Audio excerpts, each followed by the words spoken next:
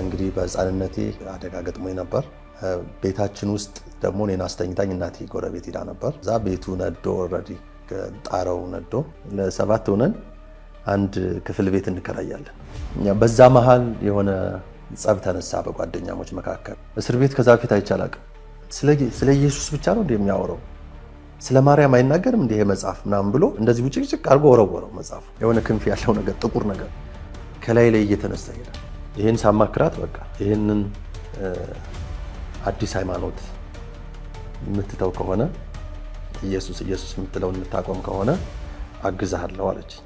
እንዴ ስለ ኢየሱስ ብቻ ነው እንደሚያወራው ስለ ማርያም አይናገርም እንዴ? በቃ እያነበብኩት አለቅስ ነበር። ይሄው እግዚአብሔር ምስክሬ ነው። በቃ አለቅስ ነበር እና ይሄ ሁሉ ቻሌንጅ አለፈ። እግዚአብሔር አስተማረኝ። በሚገርም ሁኔታ እየሰበክን አዲስ ኪዳን ስንሰጥ አዲስ ኪዳን እንዳትቀበሉ እያሉ ብዙ ሰዎች ይሄዳሉ። አንዳንዶቹ ምን አሁን እዚህ መጮህ ያስፈልጋል የሚሉ ሰዎች አሉ። ክርስቲያኑ ነው ኢቭን አማኝ ሆነው